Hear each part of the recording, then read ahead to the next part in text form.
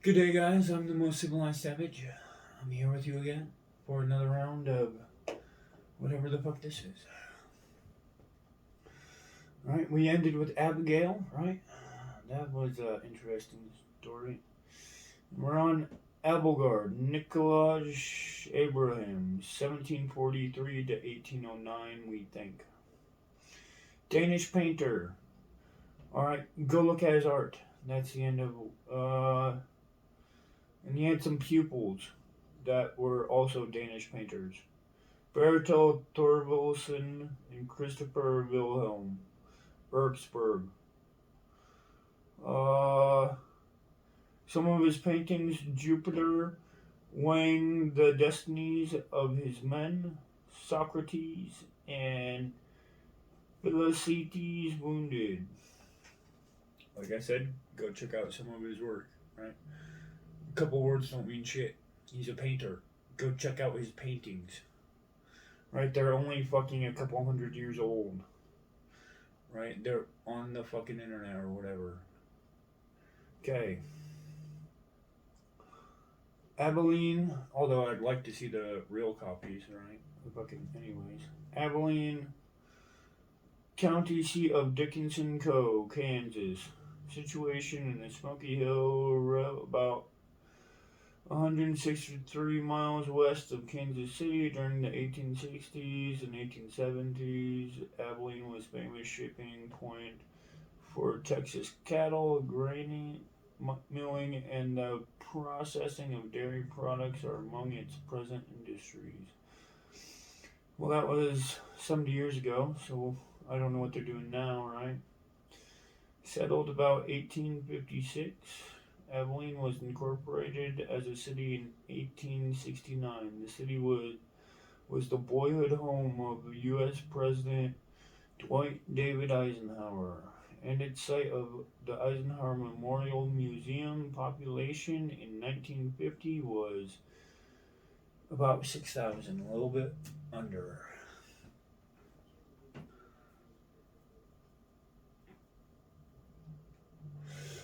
Okay. Cool story, bro.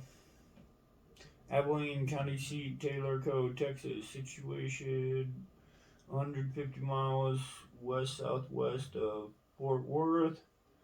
It lies in an agriculture, local stock raising, and petroleum producing region. Establishment: the city includes oil refineries, flour mills, grain elevators, and factories manufacturing clothing, candy, caskets.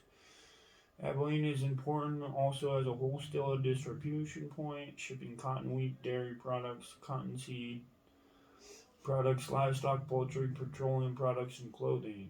Wow, fuck yeah.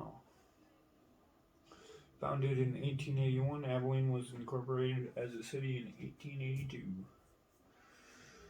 Okay, there's Hardin Simmons University and Abilene Christian College and McMurray College. Population in 1950 is almost 45,500 people. Right? Abiogenesis. Genus. Biogenesis. Spontaneous generation. Yeah, yeah, we'll get there. Abitibi Lake. A lake in Canada. Abjuration. Ooh, abjuration. We'll go look in the dictionary later, but an oath imposed in 1701 upon members of British Parliament and all holders of public offices, including clergymen, teachers, and barristers. It was a declaration in favor of King William III against the late King James, and concluded with the words, "Upon the true faith of the Christian, see Catholic Emancipation Act, Great Britain history." Fuck the Brits, but okay. Abjuration. Blah, blah. An oath. oath. It was an oath that some people took. I like oaths. I wonder how many stayed truthful. Abkhazia or Abkhazia, officially Soviet Socialistic Republic, administrative division of Georgian SSR, situated in northwest Georgia at the west end of the Caucasus Mountains and bordering the Black Sea. Yeah, this might not even be a place anymore, right? Corn, citrus fruit, wine, grapes, and tea. Coal, timber, and hydroelectric power. Coastal region, popular resorts. Georgians and Armenians, the capital. On the site of ancient Greek town of Dioscurius is the port of Sukhumi, its population area. Cool. I won't go there, I guess. Abnaki. Confederacy in Anglo-speaking North American Indian tribes, notably the Malasai, Norwejibak, Passamaquoddy, and Penobscot. The original habitat of these tribes include Maine and sections of New Brunswick and Quebec. An early ally of the French and the Confederacy was drawn into their struggle against the English. It was destroyed in 1724 to 25 when the latter imposed severe defeats on the Indians. Remnants of the Penobscot and Passamaquoddy tribes live on reservations in Maine. Most of the other survivors live in St. Francis, Quebec, where they are known as Abnaki. Okay, that's cool. I learned a lot. That's cool. Abnormal psychology. See psychology. Abnormal psychoanalysis. Okay. And the Ovo. See Turku. Abolitionist. Ooh. Okay, that's. Well, we're getting fucking serious, I guess.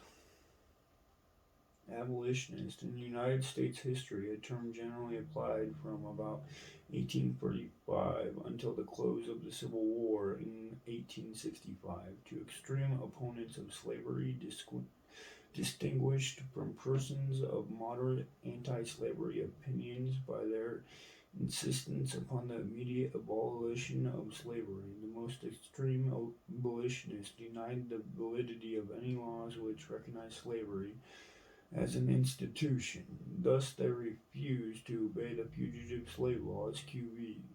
And so we'll get to that, and the sections of the United States Constitution on which they were based.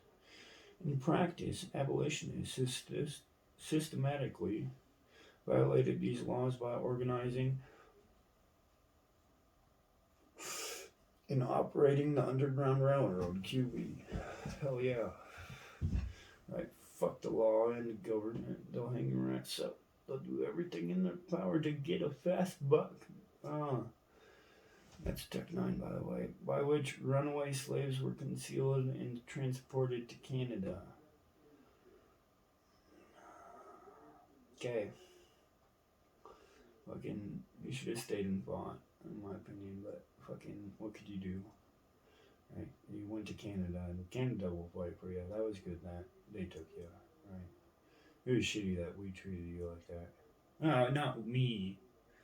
I never had a fucking slave, you fucking Neanderthal.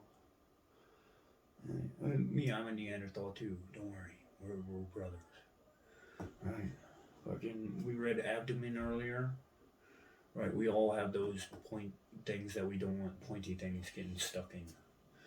Right, and they even showed the heart and the diaphragm and the liver and spleen and shit. You don't want pointy things stuck in that. Right, neither do I. I don't like it. Okay. Right.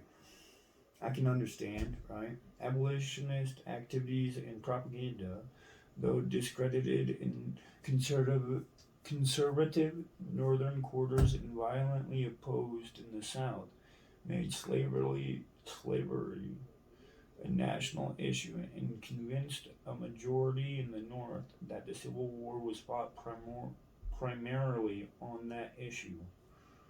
Wait.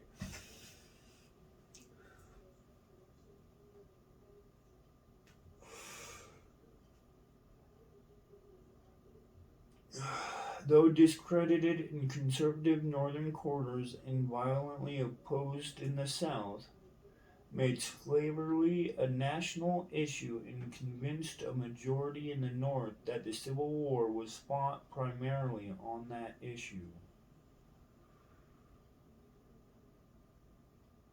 Education. I wonder what they say nowadays on this. Okay. Most historians date the beginning of the abolitionist movement in 1831, when the American abolitionist William Lloyd Garrison, QB, we'll find him, founded the Liberator. The Liberator? Holy shit. Fucking get some, motherfucker. Fucking... What was that other one? Fucking of the Village? Fucking Chief of the Village? Who are you? Fucking Chief of the Village, motherfucker. Right? And the Liberator. Oof, get some.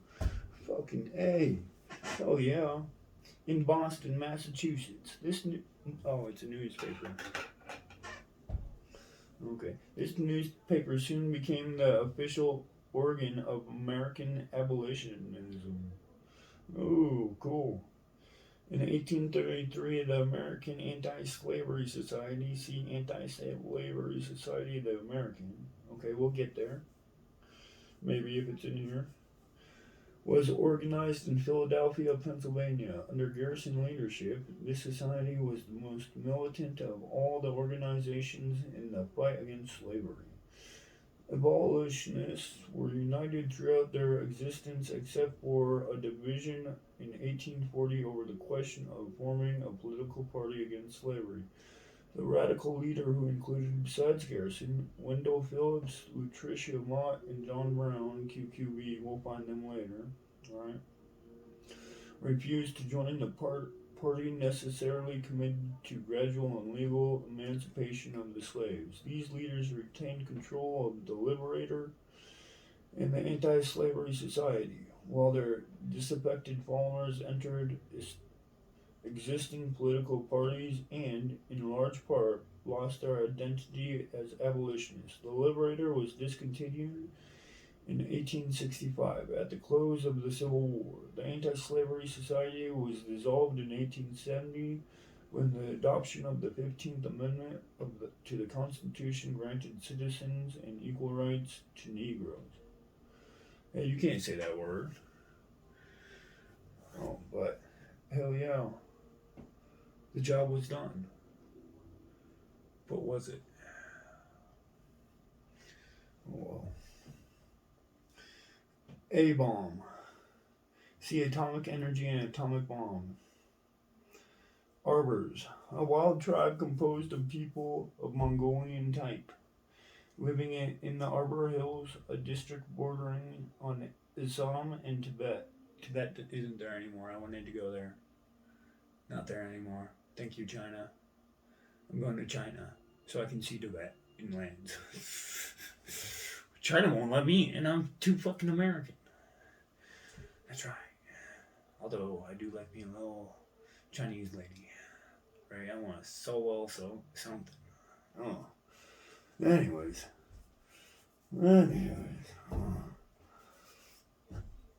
Right. Where were we? Tibet. The administration of tribal affairs is carried on by a class of elders. The arbors are monogamous and are organized in... I'm not assuming your gender, guys.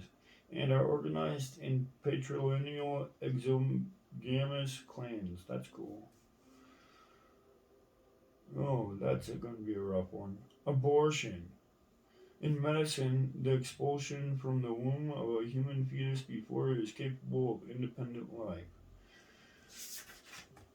When the expulsion takes place after a fetus becomes viable, usually the 6th month of pregnancy, it is called premature birth. The most common cause of spontaneous abortion is defect in the germinal cells giving rise to the fetus, which prevents its normal development. Other causes include external violence, such as heavy blows to the abdomen and severe falls. We learned about heavy blows to the abdomen. Well, we learned about the abdomen, right? Well, that was a word previously. So we understand where that is. Okay? Right? We'll talk about falls later when we learn about gravity. I assume. What F and G are different letters, so who knows? Acute infectious disease, such as pneumonia and typhoid fever. Ooh. We'll get to those hopefully. There's no QQB.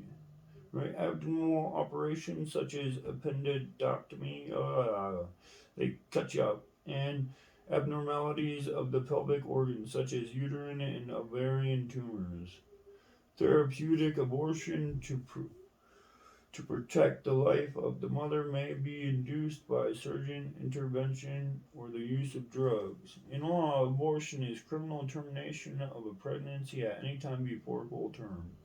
Most attempts at criminal abortion involve great danger to the life of the mother, and if she dies in consequence of the attempt of the crime, is murder. So, holy fuck. They haven't read Roe v. Wade then, huh? Also, here's John Brown on the way to the gallows in Charleston, Virginia or something, right? There's a picture of him on the way to the gallows of John. Right? He's hugging some kid, and probably his wife is letting him hug his kid, right? Before he goes and gets hung. Trying to be a free man. Fucking shitty. An abortion. Yeah, I probably should have been aborted. Fucking reunited me, motherfuckers. Right? Mullen Lobby, though.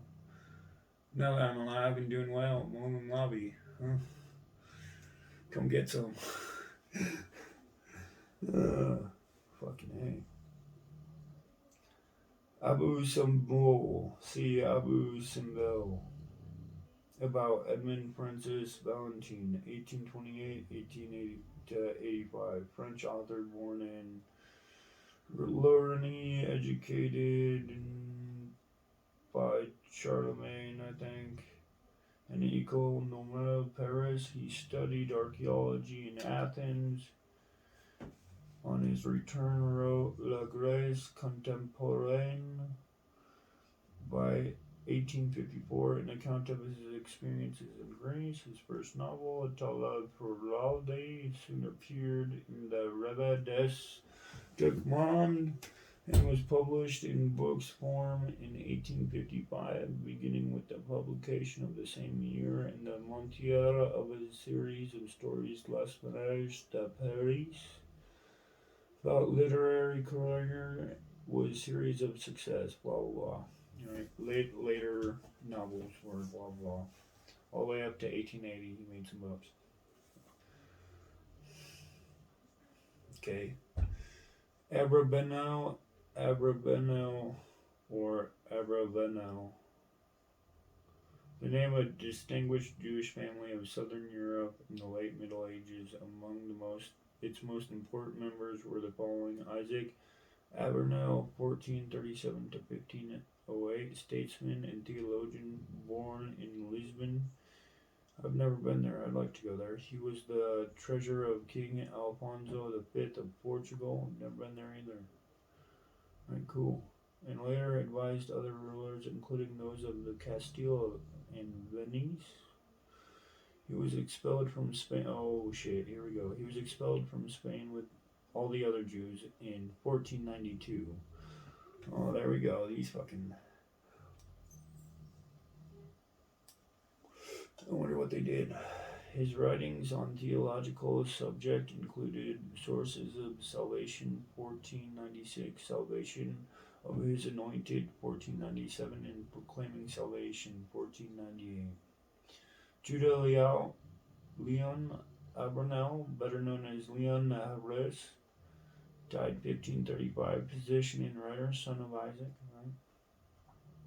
He was medical attendant at a court of Gonzalo de Corvoda. His work, Dialogi d'Amor, was the basis for part of Italian writer Baldassi Casti's more famous work, Il Cortegiano. Fucking whatever. Abraham, or Abram, in Old Testament, the progenitor and founder of the Hebrew people. See Hebrew, right? Abraham, originally written Abraham, was the son of Terah, a descendant of Shem. Was born in Ur of the Chaldees. In Ur, Abraham married his half-sister Sarah. Oh, that's not okay. Wait, half-sister? Yeah, that still doesn't sound okay. At the command of Jehovah,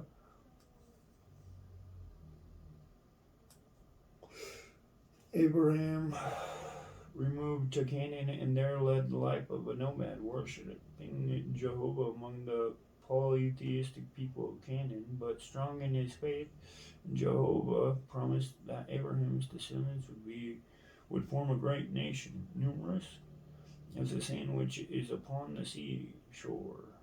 Genesis 27:17. Ishmael QB, his firstborn, by Hagar, an Egyptian slave, was born in Abraham's 87th year. At 87, he had a bastard with a slave.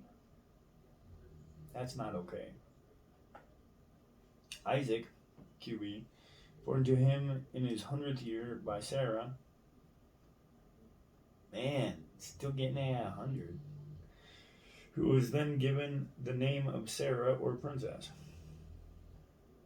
Okay, was the first Abraham legitimate descendant. After Sarah's death, Abraham married Keturah when he was 130. Oh, wait, I missed something. Oh, well. And had 6 sons by her. He died at the age of 175 and was buried beside Sarah in the cave of Machpelah. I want to go there someday. To Abraham is ascribed the building of the Kaaba, housing in sacred stone at Mecca. What? Fuck, I really need to go there. QB, and we'll get there in the book. Right. Fucking, he is credited also with the invention of alphabetical writing. Oh, fucking hell yeah, Abraham. Teaching people how to alphabetically write. And with being the founder of astronomy, oh shit, he knows it all. Jews and Christians alike accept him as the type of man of faith. A friend of God, Abraham is, for all good Muslims, the father of the faithful. That's cool. Don't tell the Asian people. They have a different story about all that. But I think some other people do too. But this is pretty cool. Abraham Abildgaard, or David, 1110 to 1180, I think. Jewish historian and philosopher, born in Toledo, Spain. Aristotelian system of knowledge to Judaism. His Emuna Rama, sublime faith. The Jewish philosopher Maimonides was indebted for many valuable suggestions. Abraham Abildgaard, chief historian, work is Sefer HaKabbalah, Book of Tradition. Cool. Abraham Lincoln National Park, a historical park established in 1939, 3 square miles south of Hodgensville, Kentucky. It contains a memorial building housing the lodge cabin in which Abraham Lincoln is thought to have been born. And it's 117 acres. I want to see that someday. But fuck it. They're probably going to charge me an arm and a leg. Fucking commies. Abraham Plain of, or Abraham Height of, a field in the southwest section of the upper town of the city of Quebec, Canada. On September 13th, 1759, during the French and Indian War, the field was the scene of decisive victory by the British Army led by General James Wolfe, or French forces under the command of Marquis Louis de Montcalm de Saint-Laurent. Most of the battlefield is preserved as a national park. Cool. Go walk where a bunch of dead people died. Abrasive. Wow. A substance employed in grinding or polishing an object by scraping or abrading its surface.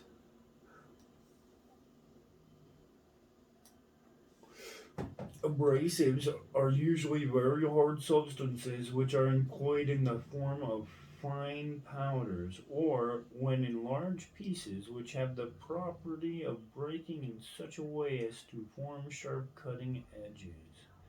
The grinding of an object to shape is done with a coarse abrasive, causing comparatively wide scratches on the surface of the object. Polishing is done with a fine abrasive to produce narrow scratches in each cause, of course. The object must be of softer material than the abrasive, rough, and so blah blah.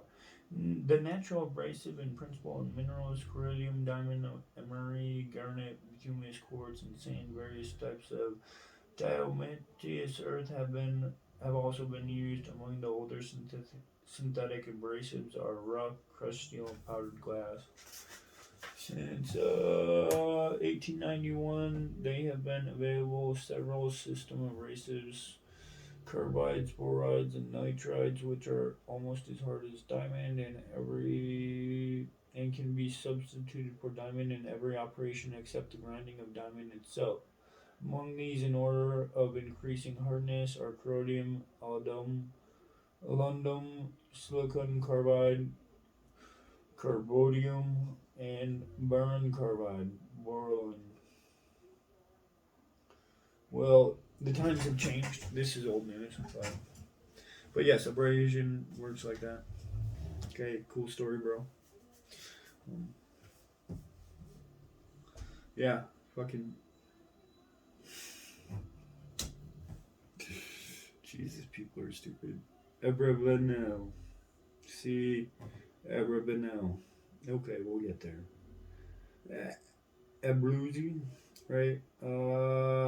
Fucking Prince of Savoiosta, Duke of the Italian traveler and explorer, born in Madrid. He ascended Mount St. Elias, Alaska. Holy shit. He led an expedition to the North Pole in 1900. Holy shit. Reaching 86 degree and 36 north. He ascended Rwenzori in Africa in 1906 and Mount Goodwin Austin in Kashmir, India. Holy shit. To the height of 24,600 feet. And the mountain only goes to 28,278 feet. Holy shit. And he did that in 1909. On September 30th, 1911, hell yeah, he commanded the squadron which attacked Preveza, the first action of the Italian-Turkish War. He was commander-in-chief of the Italian Navy in 1915 to 17 during World War I. Damn, fucking get some, guy. Dude, he sounds like a badass. Right? Even for a Prince of Savoiosta, he did some good stuff, I guess. Abruzzi, a Molise region of Italy, situated in the central part of the peninsula in its loftiest section of the Apennine Mountains. It comprises the province of Campobosa, Chieti, Teramo, Oh, fucking Italians. Right, products are livestock, olives, grains, and wine. Bauxite and asphalt are also produced. Population is almost 2 million in 1951. That's cool. Right. Pay these motherfuckers for some asphalt. If you need a road. Right. I wonder if they have any left. Oh well. Alright, Absalom in the Old Testament, third son of David, king of Israel. According to the Bible, 2 Sam 13:19, he killed his brother Amnon for the rape of Tamar, their sister. Fuck yeah, bro. Fuck yeah. Later, he rebelled against David. Oh. And after driving the king out of Jerusalem, was defeated in battle in the forest of Ephraim. He was caught by his hair in an oak tree and was killed by Joab, David's general. Ooh. That's some shit luck. But at least he defended his sister. That's some good brotherly deeds. I mean, you can't fucking be raping your sister. That's not okay. Right? Absalom or Axel, 1128 to 1201. Danish soldier, statesman, Exlesian, born in Denmark and educated in Paris. He was bishop of Roxilde from 1158 to 1178 and archbishop of Lund in 1178 until his death. He served as minister in general during the reigns of the Danish kings Walter I and Canute VI. Absalom's most notable military exploits were the defeat of the fleet of the Windish pirates in the Baltic Sea at 1168 and the destruction of Pomeranian forces besieging the Danish-held Windish city of Rügen in 1184. At Absalom's suggestion, his secretary, the Danish historian Saxo Grammaticus QV, so we'll see him later, compiled the famous chronicle of early Danish historian known as the Gesta Romanorum. I hate fucking accents. Anyway. Absinthe, the alcoholic liquor flavored with pounded leaves and flower tops of certain species of Artemisia, chiefly wormwood. Well, that ain't legal. Absinthe. Oh, we're talking absinthe. Okay. Alright. A. Absinthium, together with angelica root, sweet flag root, star anise, and other aromatics. The aromatic and macerated for about 8 days in alcohol, then distilled, the result being green-colored liquor. Its importation into the United States is prohibited, as is also the sale in France, as its habitual use causes mental and physical debility. Yeah, fucking turn to handicap people, drink Everclear. That'll do you some good. And the next word's absolute. We'll get to that, I guess. Alright, have a good one, guys.